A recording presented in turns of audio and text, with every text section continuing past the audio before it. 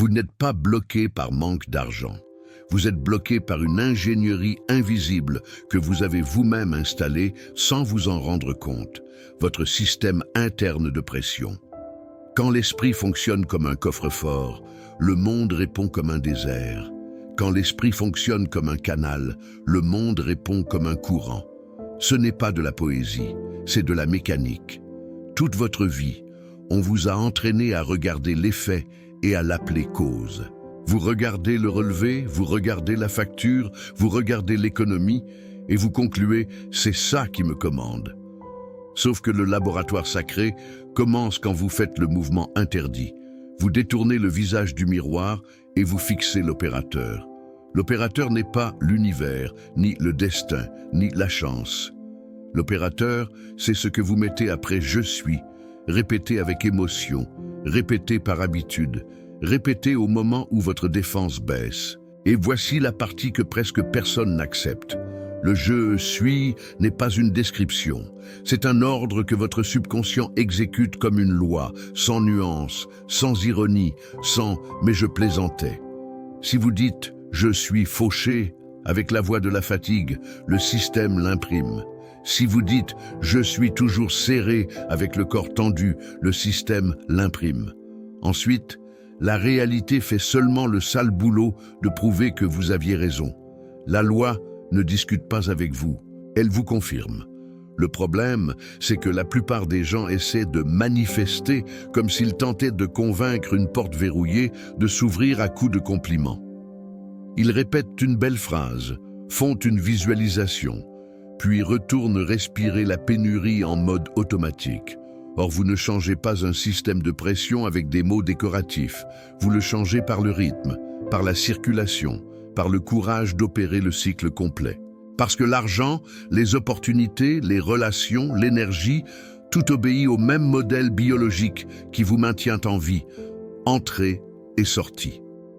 Inspirez et expirez. Recevez et lâchez.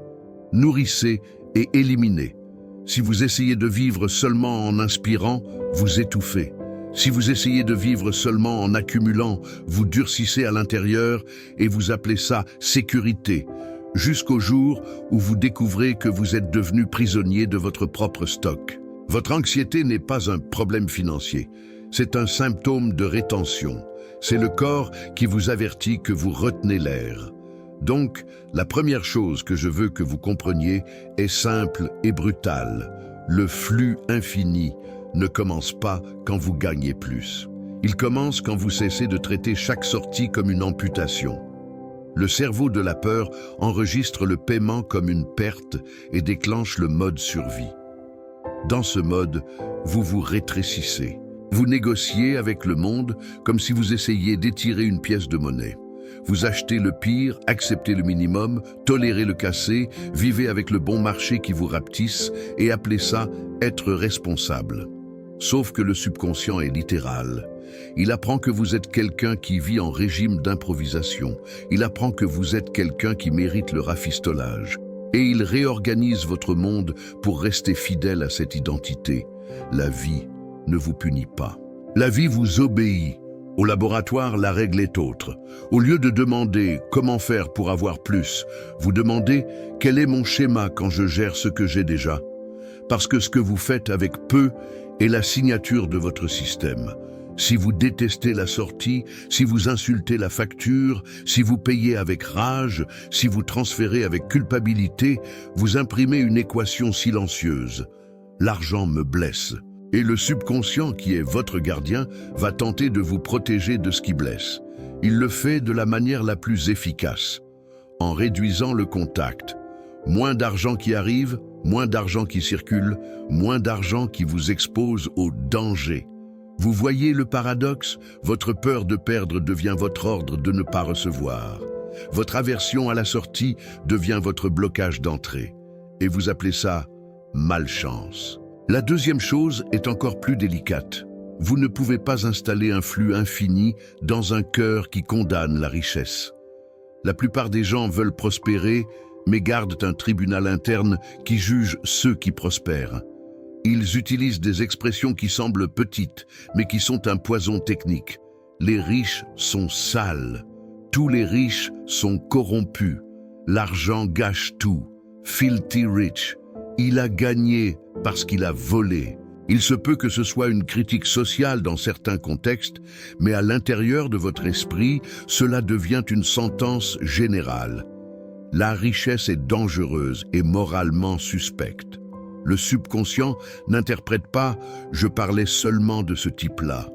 Il entend « si je deviens riche, je deviens ça ».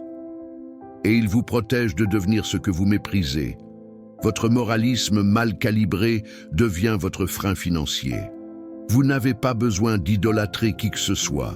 Vous devez seulement cesser de maudire l'énergie que vous dites vouloir conduire. Vous n'attirez pas ce que vous dites vouloir. Vous attirez ce que vous êtes capable de bénir sans douleur. Maintenant, vient le point du laboratoire qui sépare les curieux des opérateurs. Le flux n'est pas dépensé de façon irresponsable. Le flux est une circulation consciente. C'est savoir où ça va, pourquoi ça va et dans quel état ça va. C'est payer avec dignité, pas avec soumission. C'est investir avec lucidité, pas pour fuir. C'est donner sans se violenter, mais aussi sans se fermer. C'est épargner sans idolâtrer. C'est organiser sans se durcir. Le flux infini ne vous demande pas de jeter votre vie dans un précipice. Il vous demande de briser le sort intérieur qui vous fait sentir que toute sortie est la mort. Vous pouvez avoir un plan et être un canal. Vous pouvez avoir un budget et être expansion. Le secret n'est pas la quantité, c'est l'état, c'est le rythme. C'est l'identité qui respire pendant que la transaction se produit. Et c'est pourquoi l'ingénierie commence à l'endroit le plus simple et le plus révélateur, au moment où l'argent quitte votre main. Car là se trouve votre reflet pur. Vous voyez ce que vous croyez vraiment. Si vous fermez la poitrine, si vous rapetissez le corps, si vous vous punissez mentalement, voilà votre programme. Le laboratoire ne vous demande pas de feindre la joie. Il vous demande d'entraîner votre système nerveux à ne pas enregistrer la circulation comme une menace. Parce que lorsque la circulation devient sécurité intérieure, votre comportement change sans force brute. Vous devenez plus créatif, plus ouvert, plus confiant, plus disposé à négocier de la valeur, plus capable de voir les opportunités. Et cela modifie des résultats réels, de la façon la moins mystique possible. Des personnes s'approchent, des portes apparaissent, des idées rapportent, vous bougez autrement. La vie extérieure suit la vie intérieure, parce que la vie intérieure est votre centre de commande. Le premier grand pas, donc, est une décision. Je ne suis pas un coffre, je suis un canal. Et cette décision n'est pas philosophique. Elle doit devenir une pratique quotidienne qui entraîne votre cerveau et votre subconscient à fonctionner en mode circulation. Vous n'allez pas croire à cela par magie. Vous allez le prouver dans votre propre corps. Vous allez faire de petites expériences, comme si vous testiez une loi physique. Appliquer, observer, noter, répéter. Et au début, cela semblera étrange. Votre ego criera que vous mentez. Mais l'ego, ici, n'est que le gardien de l'ancien système. Il a été entraîné à survivre, pas à s'étendre. Vous ne vous battez pas contre lui, vous opérez malgré lui. Le premier outil est le plus oublié. Vous devez créer de l'espace. Espace physique, espace émotionnel, espace mental, parce que rien n'entre là où tout est encombré. Et l'encombrement n'est pas seulement des objets, c'est la culpabilité, le ressentiment, l'habitude de se plaindre, les conversations qui vous intoxiquent, l'environnement cassé que vous tolérez. Le subconscient apprend par le décor. Si votre décor est serré, usé, rafistolé, sans air, il apprend « la vie est serrée ». Si vous nettoyez, organisez, libérez, il apprend « il y a de la place pour le nouveau ». Et le nouveau, quand il arrive, n'est pas de la magie. C'est la conséquence d'avoir cessé de dire « ça ne rentre pas ». Ce que la plupart ne perçoivent pas, c'est que le vide est le test. Quand vous lâchez quelque chose, pendant un temps, il reste un trou. Le trou est la partie sacrée du processus, c'est l'incubateur, c'est la fenêtre où l'ancien moi tente de revenir en courant pour ne pas ressentir l'inconfort. Voilà pourquoi tant de gens nettoient, puis remplissent à nouveau, reprogramment, puis recommencent à se plaindre, donnent, puis entrent dans la culpabilité. La loi n'a pas échoué, la permanence a échoué.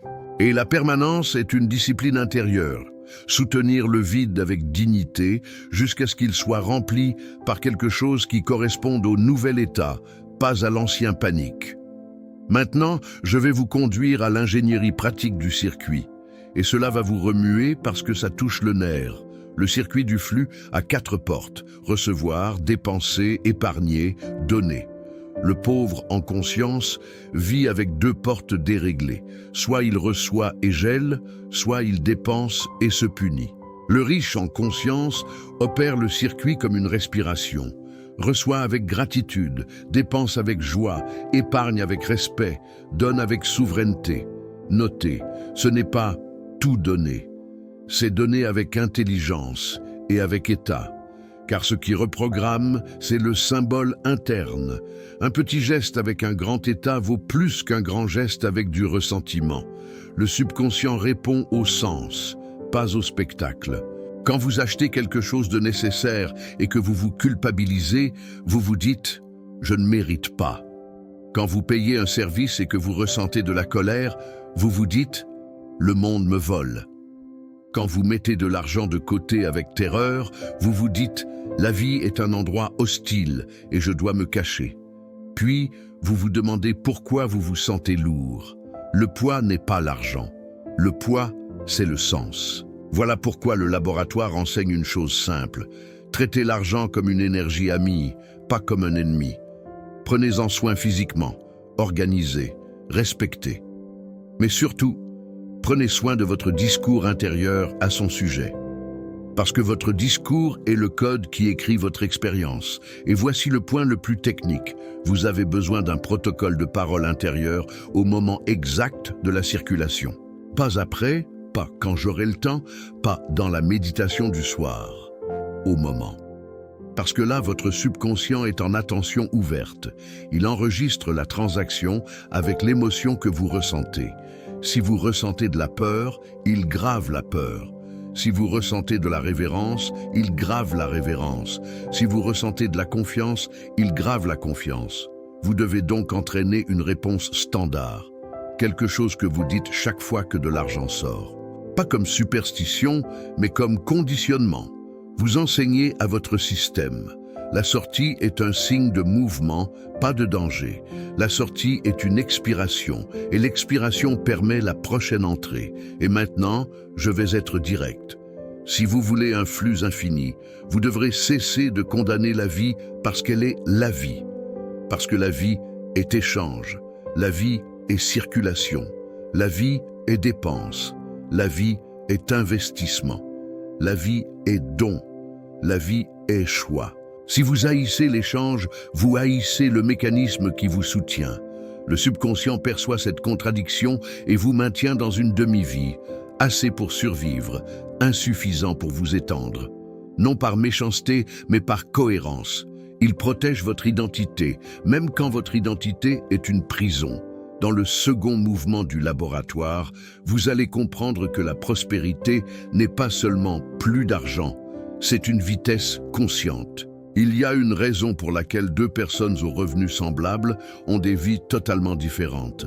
L'une fait circuler l'argent avec intelligence et confiance, crée des connexions, crée de la valeur, crée une réputation, crée des portes.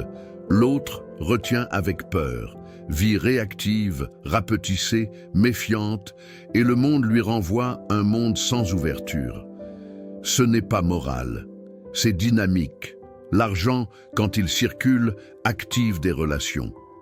Les relations activent des opportunités.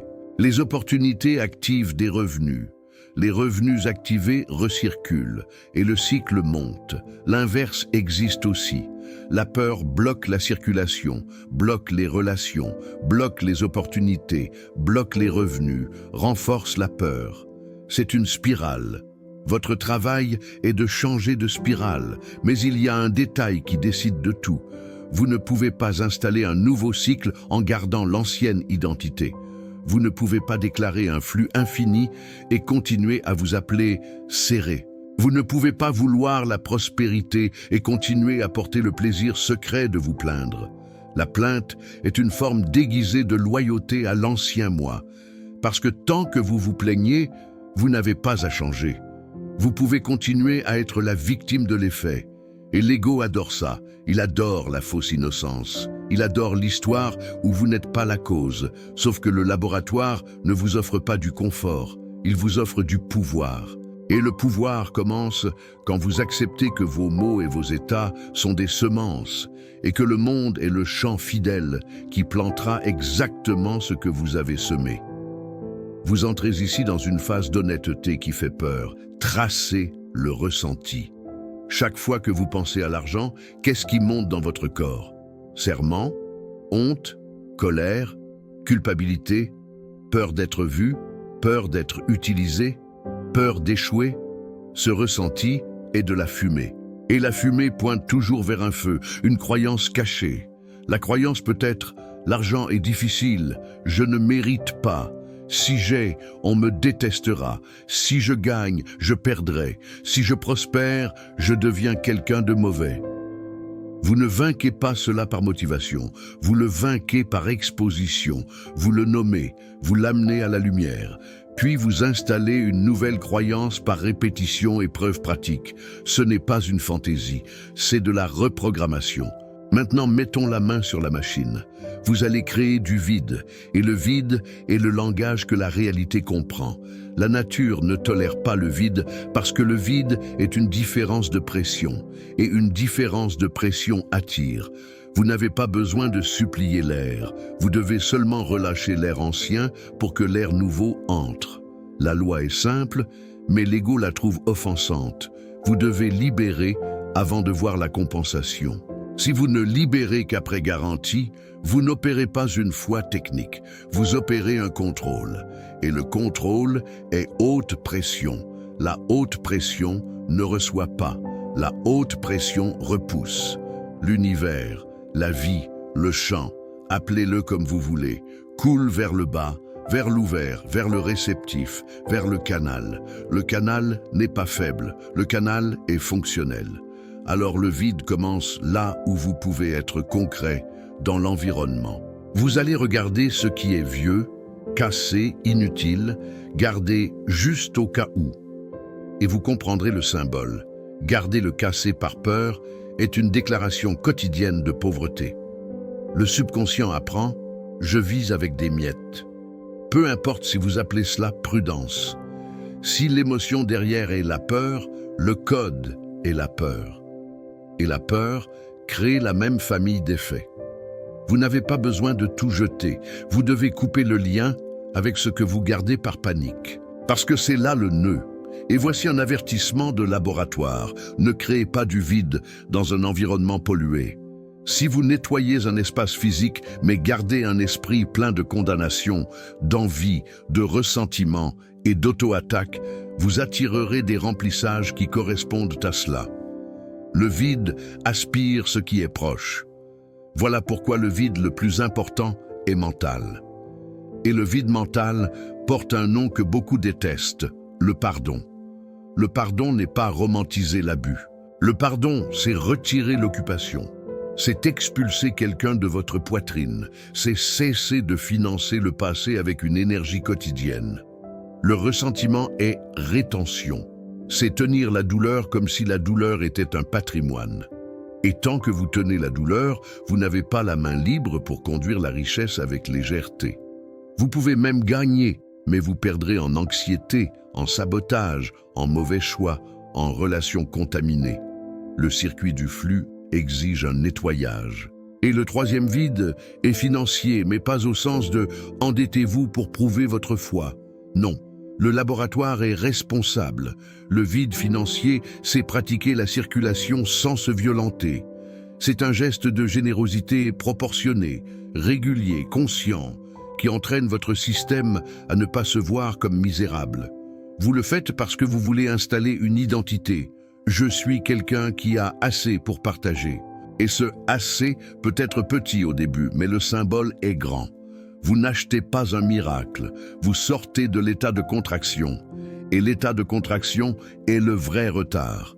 Maintenant vient la partie qui change le jeu. Vous allez apprendre à bénir l'argent quand il sort.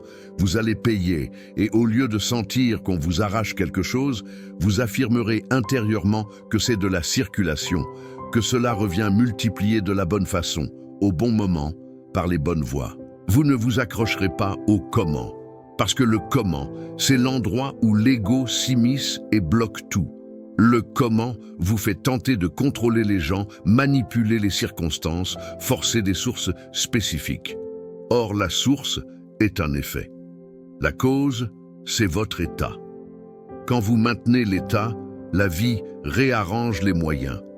Quand vous tentez de contrôler les moyens, vous vous méfiez de la loi et vous renforcez la pénurie. Et la pénurie vous obéit. Le troisième mouvement du laboratoire, c'est la discipline de la permanence. Parce que vous pouvez faire un beau rituel aujourd'hui et demain revenir au vieux langage. Vous pouvez donner une fois et passer la semaine à vous plaindre des factures. Vous pouvez nettoyer l'armoire et continuer d'utiliser le verre fêlé par peur. Vous pouvez dire « je suis canal », puis, face à une dépense, dire « je suis malchanceux ». Le subconscient ne retient pas votre meilleur moment. Il retient votre moyenne. Il retient ce que vous répétez. Il retient ce que vous faites quand vous êtes fatigué. Voilà pourquoi la pratique n'est pas motivation. C'est habitude. C'est répétition avec intention.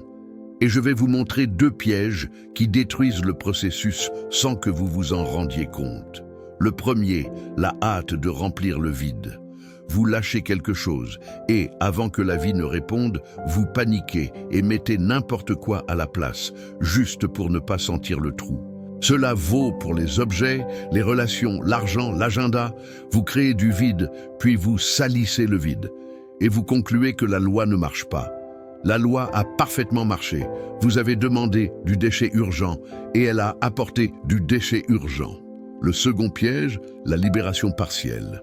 Vous croyez avoir lâché, mais vous gardez un pied dans le passé, un objet juste au cas où, une rancune juste parce que j'ai raison, une habitude de se plaindre juste parce que la vie est dure.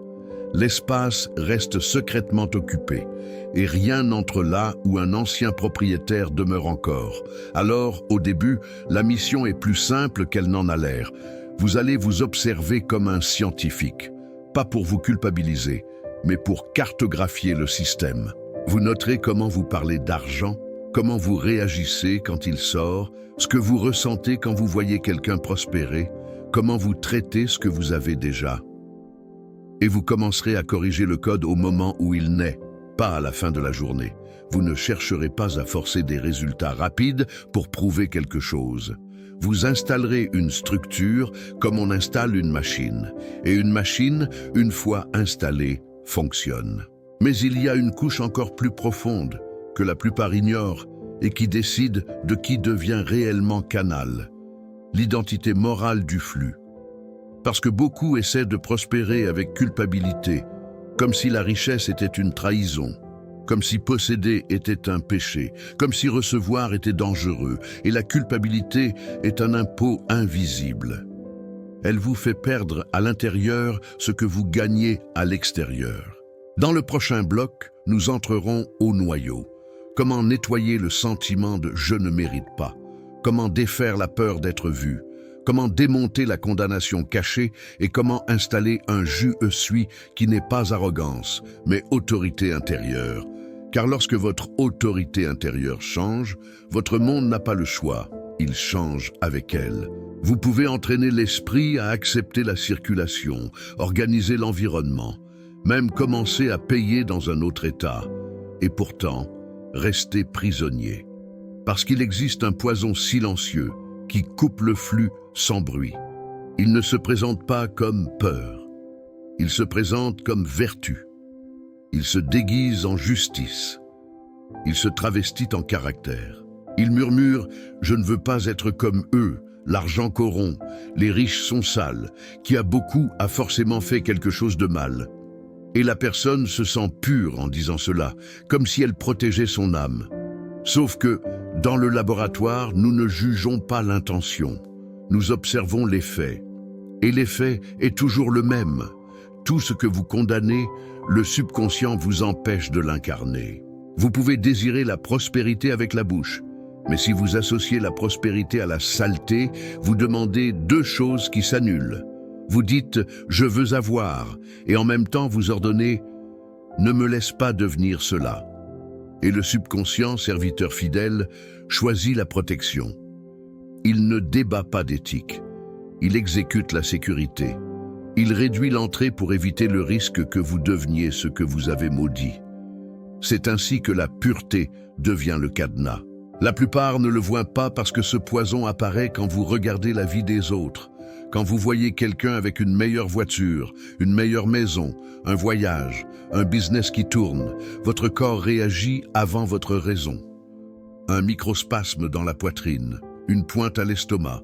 L'esprit se précipite pour produire un antidote émotionnel, la critique. La critique soulage parce qu'elle donne une impression de supériorité morale et vous évite d'admettre la vérité la plus dangereuse. Je veux ça. Sauf que l'envie et la critique sont des aveux techniques. Elles signent que vous croyez qu'il n'y en a pas assez pour vous, donc vous devez réduire l'autre pour garder votre monde cohérent. Et la cohérence est l'autel du subconscient. Il sacrifie les résultats pour préserver l'identité. Ici vient la correction, simple en apparence mais profonde. Vous devez apprendre à bénir sans vous agenouiller. Bénir n'est pas idolâtrer les riches, ni avaler l'injustice sociale, ni romantiser la cupidité. Bénir, c'est retirer la malédiction du concept. C'est dire intérieurement, si ça existe, c'est possible. C'est traiter la prospérité comme une preuve de la loi, pas comme une menace pour votre caractère.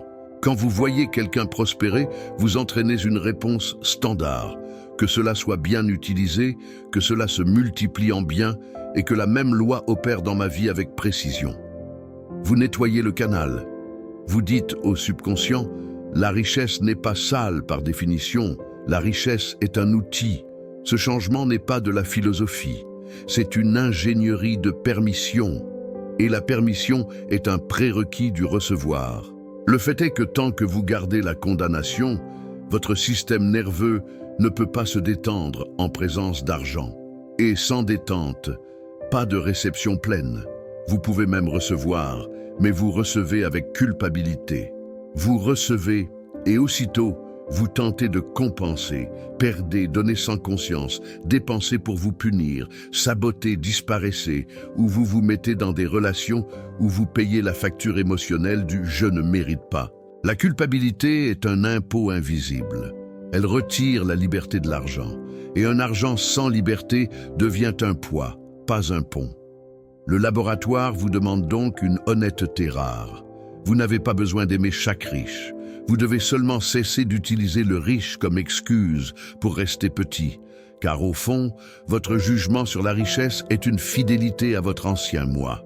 L'ancien moi a besoin que la richesse soit dangereuse pour qu'il reste en sécurité dans une pénurie connue. Il est confortable de haïr ce qu'on n'a pas.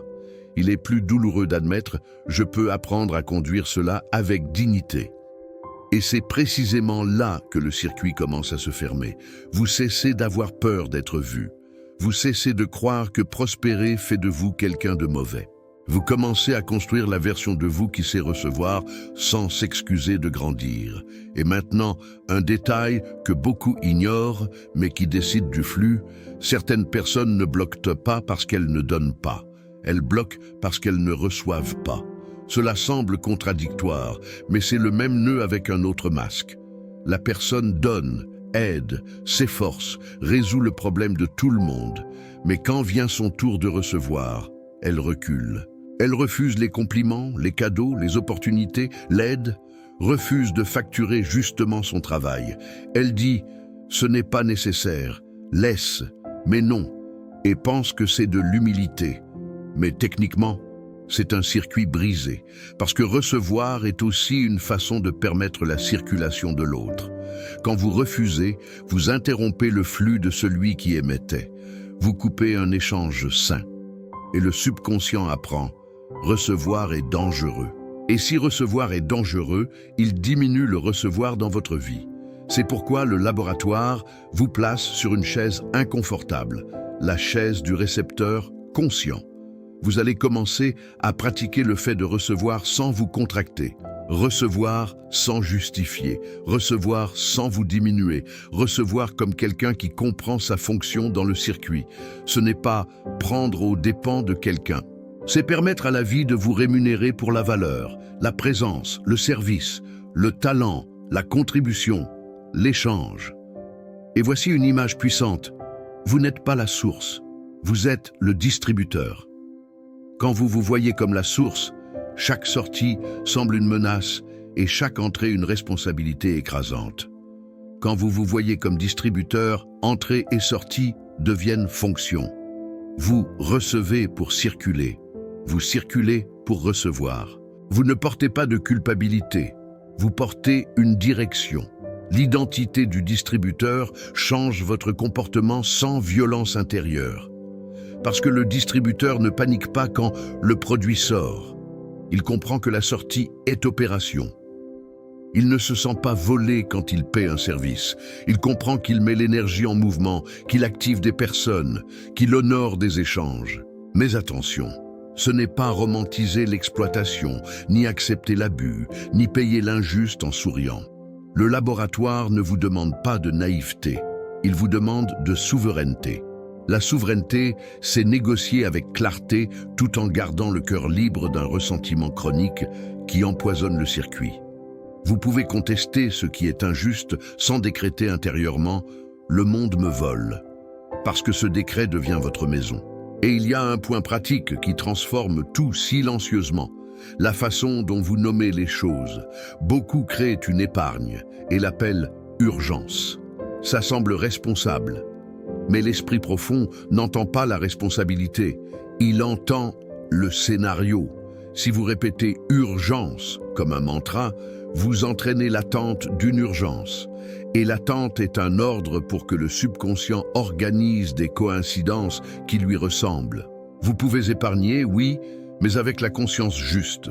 Au lieu de fonds d'urgence, vous installez réserve d'opportunité. Vous entraînez le cerveau à voir l'avenir comme un champ d'ouverture, pas comme un champ de mine. Et la même somme, avec un autre sens, produit une vie différente parce que votre comportement change.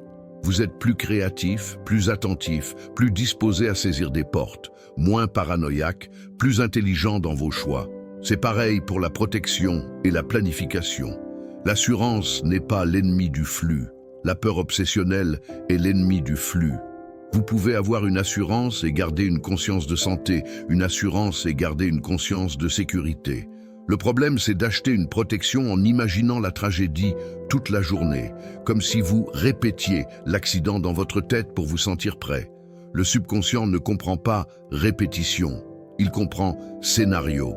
Plus vous répétez, plus la scène devient naturelle. Au laboratoire, vous choisissez une autre posture. J'agis avec prudence, mais j'attends le bien. La prudence est comportement, l'attente est identité. Le comportement organise le présent, l'identité organise le destin. Quand vous changez votre vocabulaire intérieur, vous remarquez quelque chose que presque personne ne remarque. Une grande part de votre anxiété financière ne vient pas du chiffre. Elle vient du film que vous projetez sur le chiffre. Le même solde peut être lu comme « c'est peu, je suis en danger » ou comme « c'est ce qui existe maintenant et je suis capable de conduire cela avec intelligence et croissance ». La différence entre ces deux lectures est un abîme. L'une vous met en mode chasseur blessé, l'autre en mode opérateur. L'une vous rend réactif, l'autre créatif. Et la créativité est une richesse qui précède l'argent. Maintenant, entrons dans la partie la plus opérationnelle du circuit, le moment du paiement. Car c'est là que l'ancienne identité tente de vous enlever. La facture arrive, vous ouvrez le relevé, l'application affiche le montant et le corps se contracte. La main devient plus lourde sur le téléphone, le visage change, l'esprit fabrique une histoire. C'est injuste, je perds, je n'avance jamais. Vous voyez, la transaction devient une sentence sur vous. Et vous payez en gravant dans le subconscient que la circulation fait mal. Puis vous vous demandez pourquoi recevoir ne se soutient pas. parce que votre corps est entraîné à fuir ce qui fait mal. Et si payer fait mal, le corps vous protège en réduisant le flux. Alors vous allez installer un protocole simple, répété, presque ennuyeux, parce qu'une loi s'installe par répétition, pas par euphorie. Quand vous payez quelque chose de légitime, vous faites une pause de 2 secondes avant de confirmer. 2 secondes. Dans ces 2 secondes, vous faites 2 choses. Vous reconnaissez le bénéfice réel de ce que vous payez et vous ordonnez le retour sans contrôler le chemin. Pas besoin de théâtre émotionnel. Vous devez seulement empêcher l'ancien venin d'entrer. Vous payez avec respect et vous déclarez intérieurement que c'est un semis, pas une amputation. Vous bénissez le service et vous affirmez la circulation. Ce petit geste fait à chaque fois change l'empreinte dominante de votre subconscient. Et c'est l'empreinte dominante qui commande. Mais il existe une phase où tout semble pire, l'intervalle. L'intervalle entre l'expiration et l'inspiration. Vous lâchez, vous faites circuler, vous créez de l'espace. Et pendant un temps, il y a du silence. Et l'ego déteste le silence parce que le silence est perte de contrôle. C'est là qu'il essaie de vous pousser vers 2 sabotages classiques. Remplir le vide avec n'importe quoi pour ne pas sentir le trou. Racontez votre pratique à des gens qui ne comprennent pas et laissez leurs doutes devenir votre doute. Le laboratoire vous ramène à la méthode. Tenir le vide avec dignité. Ne pas courir remplir. Ne rien prouver. Observer. Soutenir. Maintenir l'état. Car la vie externe a un délai. La cause change maintenant. L'effet se réorganise après. Si vous défaites la cause au milieu, vous réinitialisez l'horloge. Et il y a une règle qui paraît petite, mais multiplie le processus. Célébrer l'évidence. Pas la grande évidence, parce que l'ego ne respecte que les feux d'artifice. Célébrer le petit signe, une réduction inattendue, une invitation, une idée qui rapporte, une opportunité qui apparaît, une conversation qui ouvre. N'idolâtrez pas la coïncidence. Reconnaissez le schéma. Dites intérieurement, le circuit est vivant. Car le subconscient apprend par renforcement. Si vous ignorez le petit, il apprend rien n'arrive et vous rend plus de rien. Si vous reconnaissez le petit, il apprend ça fonctionne et vous rend plus de matière à reconnaître. Et je vais vous laisser ici avec une tension volontaire pour le prochain bloc. Parce qu'il y a un danger réel dans cette ingénierie. Utilisez ces lois comme excuse pour l'imprudence, pour la fantaisie, pour jeter la responsabilité, pour prétendre que discipline et stratégie ne comptent pas. C'est l'auto-illusion spirituelle, ennemi numéro 1 du laboratoire. Dans le prochain ensemble, nous entrerons dans la partie la plus sérieuse. Comment augmenter le vide sans devenir inconscient? Comment calibrer, donner et recevoir pour ne pas casser le circuit? Comment construire la posture de souveraineté qui empêche qu'on vous manipule? Et comment transformer le je suis en un commandement net, sans anxiété, sans théâtre, sans hâte, jusqu'au point où votre vie commence à obéir non par miracle, mais par cohérence. Vous allez remarquer qu'il existe une différence brutale entre flux et fuite. La fuite, c'est quand vous essayez de prouver que vous faites confiance à la vie en jetant votre responsabilité au feu. Le flux, c'est quand vous faites confiance à la vie assez pour mettre de l'ordre chez vous sans vous rétrécir. L'esprit confond les deux parce qu'il est accro au drame. Il croit que la foi, c'est l'adrénaline. Il croit que lâcher prise, c'est faire une folie. Mais le laboratoire n'est pas une scène. Le laboratoire est une paillasse. Et sur la paillasse, la question n'est pas « est-ce que j'arrive à y croire ?» c'est « est-ce que je peux soutenir un comportement cohérent assez longtemps pour que la loi réponde ?» Car la loi répond davantage à la constance qu'à l'enthousiasme. Vous pouvez faire un grand geste aujourd'hui et vous trahir demain. Ou faire de petits gestes pendant des mois et changer votre vie entière sans que personne ne voie le moment exact du basculement. Alors, corrigeons la base d'un coup net. La responsabilité fait partie du flux. La planification fait partie du flux. Ce qui bloque, ce n'est pas le budget, c'est la panique. Ce qui bloque, ce n'est pas épargner, c'est idolâtrer l'épargne comme si c'était une caverne contre le monde. Ce qui bloque, ce n'est pas payer. C'est payer en se sentant attaqué par le simple fait d'exister. Le circuit sain a besoin de direction, et la direction demande de la clarté. La clarté ne naît pas du « on verra ». Elle naît du regard direct sur les chiffres sans désespoir, comme on regarde des instruments de laboratoire. On ne regarde pas un thermomètre en lui faisant la guerre. On lit, on ajuste, on répète. Le thermomètre n'est pas l'ennemi, le chiffre n'est pas l'ennemi. L'ennemi, c'est l'histoire que vous collez aux chiffres. Et ici intervient un point qui irrite souvent, parce qu'il enlève le romantisme. Le flux infini n'est pas un mantra, c'est une posture qui devient un système. Si vous ne créez pas de système, vous devenez l'otage de votre humeur, et l'humeur oscille. Un jour vous êtes inspiré, le lendemain vous êtes fatigué, un jour vous y croyez, le lendemain vous doutez. Un système ne dépend pas de votre meilleur jour. Un système fonctionne même dans votre mauvais jour.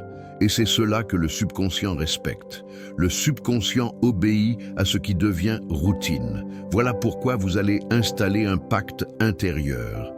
Je n'utiliserai pas la spiritualité pour justifier l'imprudence. Et je n'utiliserai pas la prudence pour justifier la peur. Ce pacte résout la moitié du problème, car l'auto-illusion spirituelle se présente toujours comme une excuse élégante pour éviter l'inconfort de la discipline. L'inconfort de la discipline est simple. Vous allez cesser de vous surprendre avec votre propre vie. Vous allez cesser de faire semblant de ne pas savoir où part votre argent, pour ensuite vous sentir victime. Parce que la victime a un plaisir secret. Elle est innocente. Et la fausse innocence est une drogue. Au laboratoire, vous échangez l'innocence contre l'auteur.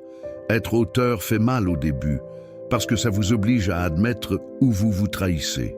Mais être auteur vous donne du pouvoir. Alors vous commencez petit, pas avec des coupes violentes, pas avec des promesses de devenir une autre personne en une semaine, mais avec un geste qui réordonne votre cerveau. Vous traitez votre flux comme une carte. Une carte n'est pas un jugement, c'est une orientation. Et l'orientation réduit la peur car elle transforme l'obscurité en chemin. Et voici ce qui se produit quand vous faites cela correctement. L'argent cesse d'être un monstre invisible et devient une substance administrable. Cela apaise votre système nerveux. Et quand le système nerveux s'apaise, vous pensez mieux. Vous prenez des décisions moins réactives. Vous négociez plus fermement, vous dites plus souvent non à ce qui vous draine, vous arrêtez d'acheter pour anesthésier un vide, vous arrêtez d'accepter un prix bas par culpabilité. Le flux s'améliore non parce que l'univers a aimé, mais parce que vous avez cessé d'agir comme quelqu'un en fuite. La vie répond à votre posture parce que votre posture change votre comportement et votre comportement change votre destin. Mais il y a un test qui sépare l'opérateur du rêveur, le test de l'impulsion. L'impulsion, c'est ce besoin de remplir le vide tout de suite, de prouver que tout va bien en achetant quelque chose, de vous récompenser parce que la vie est dure, de vous punir parce que j'ai déjà raté de toute façon. L'impulsion est la voix de l'ancien système qui veut garder le commandement. Si vous voulez le flux infini, vous ne combattrez pas l'impulsion avec violence. Vous échangerez l'impulsion contre un rituel. Un rituel ici n'est pas superstition, c'est méthode. Avant toute dépense non essentielle, vous créez un intervalle intérieur où vous observez l'état du corps. Si le corps est tendu, en manque, anxieux, irrité, vous comprenez. Ce n'est pas un besoin, c'est une anesthésie. Et l'anesthésie prélève toujours des intérêts. Quand vous commencez à reconnaître cela, vous devenez dangereux pour votre propre sabotage, parce que vous voyez le tour avant qu'il ne se termine. À partir de là, quelque chose de plus profond commence. Vous cessez de confondre désir et trou. Le désir est expansion, le trou est fuite. Le désir vous élève et vous organise. Le trou vous abaisse et vous disperse. Quand vous achetez depuis le trou, vous achetez pour éteindre la douleur. Puis la douleur revient avec une note de culpabilité. Quand vous achetez depuis un désir propre, vous achetez pour construire, et l'achat devient fondation. Le même objet peut être poison ou outil selon l'état qui l'a engendré. C'est ce niveau de précision que le laboratoire exige. Ce n'est pas permis ou interdit. C'est d'où cela naît-il en moi? Et inévitablement, vous ferez face à la racine de la peur de manquer. Beaucoup essaient de la vaincre en répétant « ça ne manque pas ». Mais le corps n'obéit pas à des mots qui ne sont pas devenus preuves. Alors vous devez prouver au corps que vous savez vous conduire. La preuve n'est pas de gagner au loto. La preuve, c'est de devenir compétent dans la conduite de ce qui passe par vous. La compétence apaise. L'incompétence panique. Quand vous apprenez à conduire, vous vous détendez. Et quand vous vous détendez, vous recevez mieux. Voyez comme tout revient au circuit. Votre objectif n'est pas de forcer l'univers. Votre objectif est de devenir quelqu'un à qui la vie fait confiance pour faire circuler davantage. À la fin de ce bloc, je veux que vous gardiez une image simple. Le flux infini n'est pas une promesse que tout sera facile. Le flux infini, c'est votre décision d'opérer sans fermer le cœur, même quand vous organisez avec fermeté.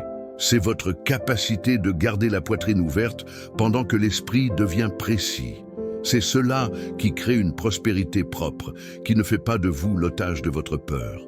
Et dans le prochain bloc, nous entrerons dans le point qui change définitivement le jeu. Comment utiliser l'imagination et la prière scientifique de façon technique, pas comme une fantaisie, pour installer une identité que le corps accepte, et pas seulement que la bouche répète. Vous avez été entraîné à imaginer comme une fuite. L'esprit fatigué imagine pour échapper au présent. Mais l'imagination qui transforme n'est pas une fuite, c'est un moule. Elle ne vous retire pas du monde, elle réorganise le monde de l'intérieur vers l'extérieur. Le laboratoire sacré n'utilise pas l'imagination comme divertissement, il l'utilise comme ingénierie. Parce que l'imagination est la langue du subconscient, et le subconscient est le chantier où le destin se construit avant de devenir concret. Si vous imaginez de travers, vous construisez de travers. Si vous imaginez juste, vous alignez la machine. Mais imaginer juste ne signifie pas fantasmer que vous avez déjà tout alors que votre vie est en ruine.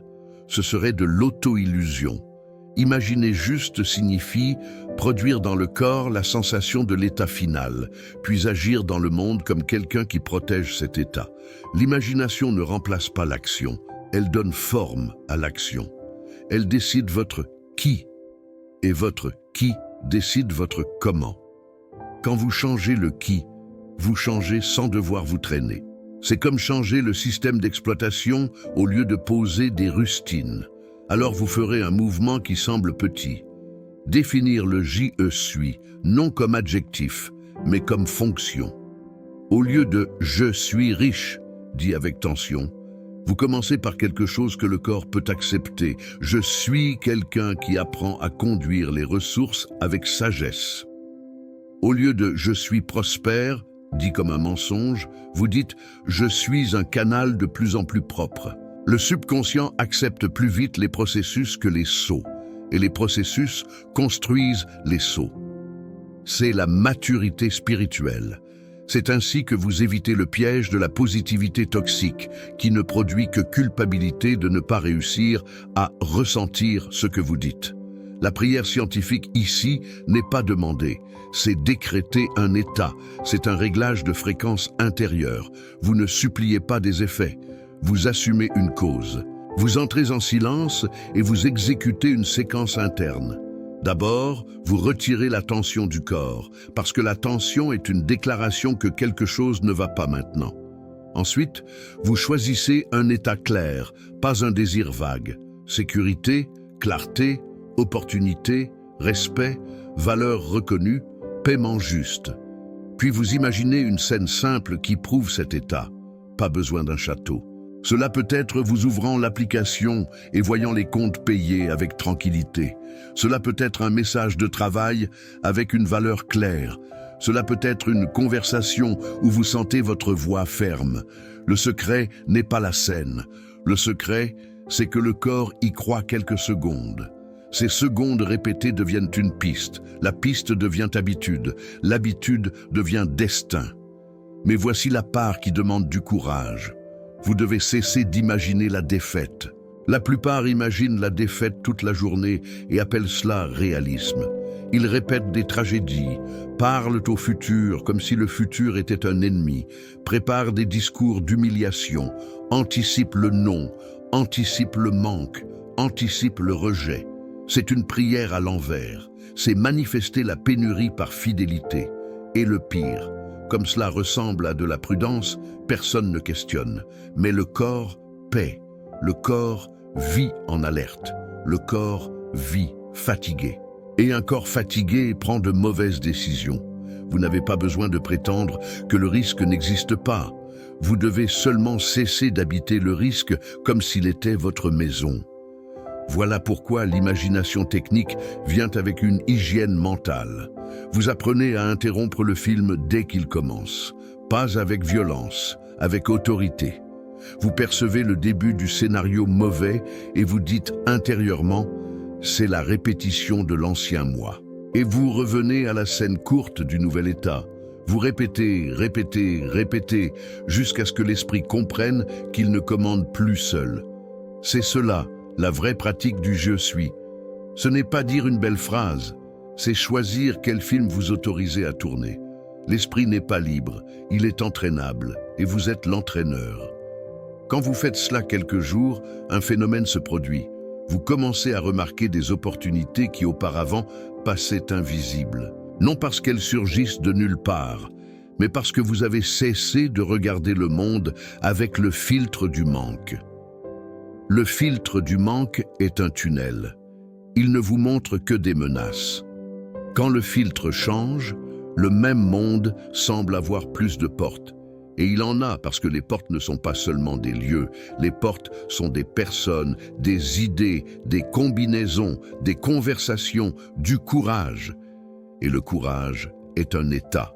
La prière scientifique, au fond, c'est entraîner le courage sans avoir besoin d'un motif externe pour commencer.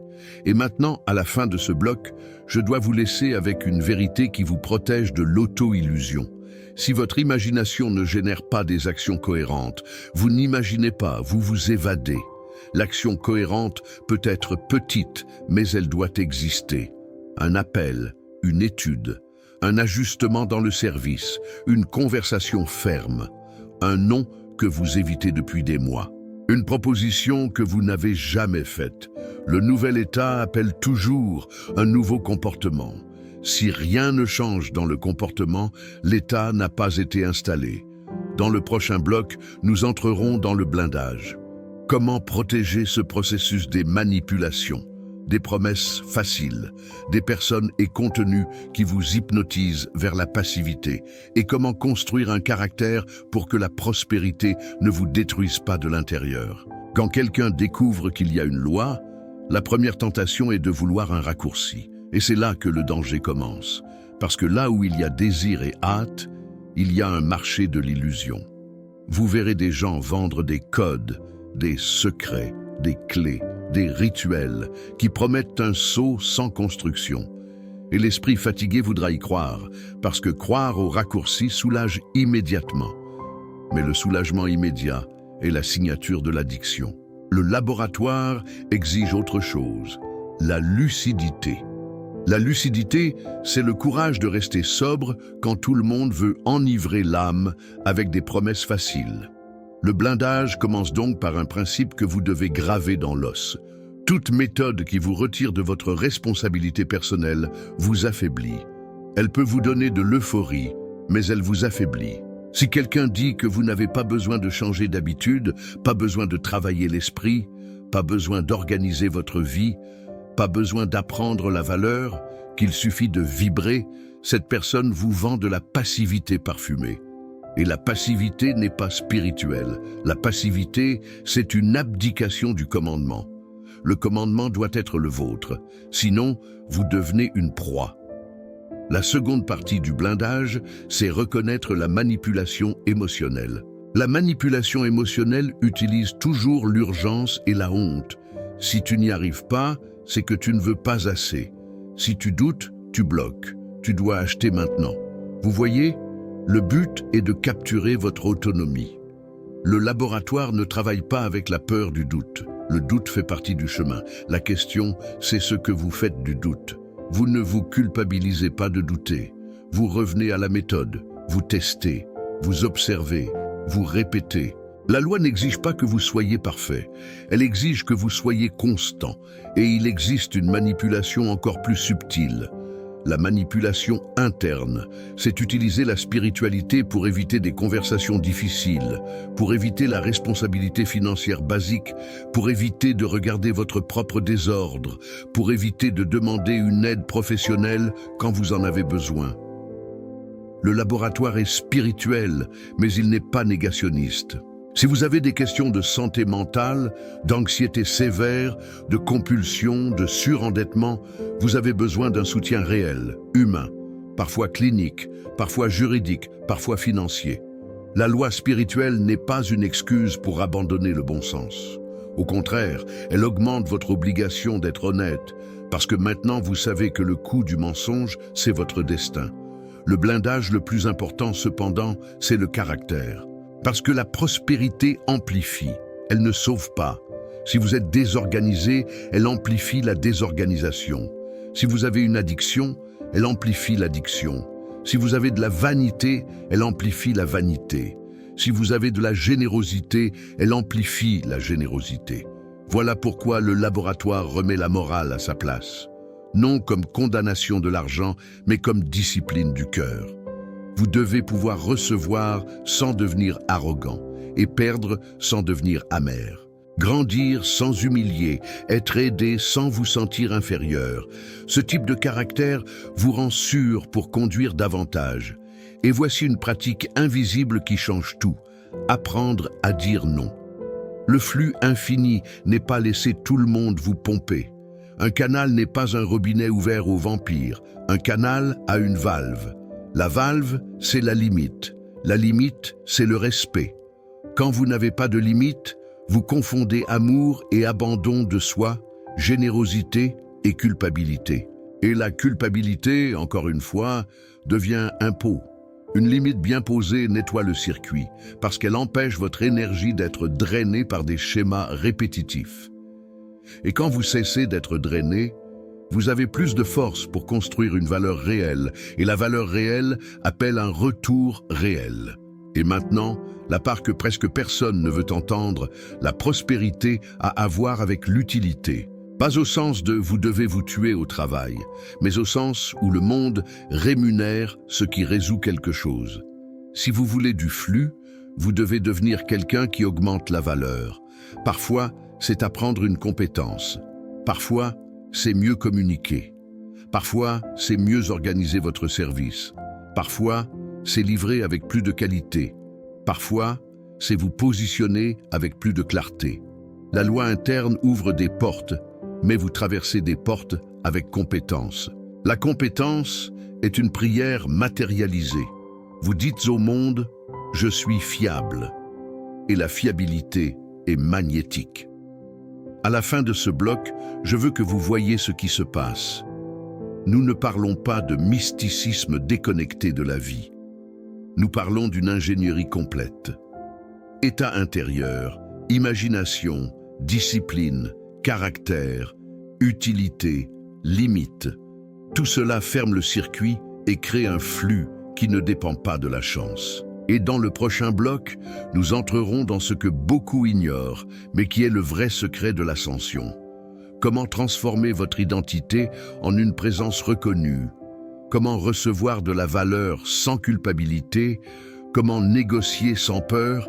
Et comment faire croître le circuit sans perdre l'âme en chemin? Il existe un point où le flux cesse d'être seulement ne pas manquer et devient expansion réelle. Et ce point porte un nom qui effraie l'ancien moi, l'exposition. Parce que pour que l'argent circule plus, vous devez être plus vu. Et être vu réactive des peurs anciennes, peur du jugement, du rejet, de l'échec, d'être attaqué, d'être envié. Beaucoup se bloquent là et appellent ça timidité ou humilité. Mais au laboratoire, nous appelons ça par son nom technique, protection excessive. Vous vous protégez tellement que vous devenez inaccessible, même à votre propre opportunité. L'ascension exige donc une maturité émotionnelle précise, supporter d'être perçu, supporter que tout le monde n'aimera pas, supporter que quand vous grandissez, vous devenez miroir de la frustration des autres. Si vous ne supportez pas cela, vous vous saboterez avant d'y arriver, parce que le subconscient préfère la douleur connue de la pénurie au risque inconnu de la visibilité. Votre travail est d'enseigner au subconscient que la visibilité n'est pas une menace, c'est une fonction. Être vu n'est pas un danger, c'est une partie du circuit. Et vous faites cela comme le reste, par de petites expositions répétées jusqu'à ce que cela devienne naturel. Ici intervient la loi de la réputation, invisible et très concrète. La réputation n'est pas la célébrité, c'est une fiabilité accumulée. C'est quand les gens vous associent à la livraison. La réputation est une richesse qui attire d'autres richesses, parce qu'elle réduit la peur chez l'autre. Quand quelqu'un fait confiance, il paie. Quand il paie avec joie, le circuit se nettoie. Alors, au lieu de chasser l'argent, vous construisez la réputation comme on plante. Vous vous demandez « Que puis-je livrer pour que mon nom soit synonyme de valeur ?» Cela change tout, parce que cela vous sort du désespoir et vous met dans la construction. Mais construire une réputation demande une coupe profonde dans l'ancien habitus de se diminuer. Si vous offrez quelque chose et facturez moins par culpabilité, vous enseignez au monde et à votre subconscient que votre valeur est basse. Et le monde est littéral. Il croit à l'étiquette que vous vous collez. La facturation juste n'est pas arrogance, c'est équilibre d'échange. Un échange déséquilibré rend le circuit malade. Si vous donnez trop, vous ressentirez. Si vous facturez trop peu, vous vous épuisez. Si vous facturez trop sans livrer, vous vous brûlez. Le laboratoire cherche l'échange propre, valeur livrée, valeur reçue, conscience tranquille. Voilà une prospérité sans venin. À ce stade, vous comprenez que négocier n'est pas se battre. Négocier, c'est déclarer le réel, dire calmement « Voici ce que je livre, voici ce dont j'ai besoin pour soutenir cette livraison ». Ceux qui ont peur de négocier ont souvent peur du rejet, parce qu'ils confondent le rejet avec une mort émotionnelle. Mais le rejet n'est que filtrage. Quand vous grandissez, vous devez filtrer. Vous n'êtes pas fait pour servir tout le monde. Vous êtes fait pour servir avec précision. La précision protège votre énergie. L'énergie protégée devient constance. La constance devient revenu. Vous voyez la spirale ascendante. Et voici un paradoxe. Quand vous cessez de supplier le résultat arrive plus facilement, parce que supplier transporte un message caché « je n'ai pas ». Et la loi confirme. Quand vous prenez une posture d'opérateur, vous n'affirmez pas que vous avez déjà tout. Vous affirmez que vous êtes la cause. Vous dites « je peux construire ». Et la construction est magnétique. Les gens font confiance à ceux qui construisent. Le monde soutient ceux qui avancent avec direction. Mais il reste le dernier piège de l'ascension. Vouloir grandir vite pour se venger du passé. C'est un poison lourd. On veut prospérer pour prouver, humilier, effacer une honte. Ce moteur est instable. Il peut donner une énergie initiale, mais il facture cher psychologiquement, parce que vous devenez dépendant du regard de l'autre, prisonnier de la comparaison. Et la comparaison est une forme de pénurie. Au laboratoire, vous échangez la vengeance contre la mission. La mission n'est pas grandiose, elle est simple. Utilisez des ressources pour agrandir la vie en vous et autour de vous. Quand votre moteur devient mission, le flux devient propre et durable. Au final, vous remarquerez que la prospérité réelle a du silence. Elle n'a pas besoin de théâtre, elle n'a pas besoin de preuves. Elle a le calme de quelqu'un qui sait ce qu'il fait. Et ce silence, beaucoup l'interprètent comme de la froideur, alors que c'est de la souveraineté.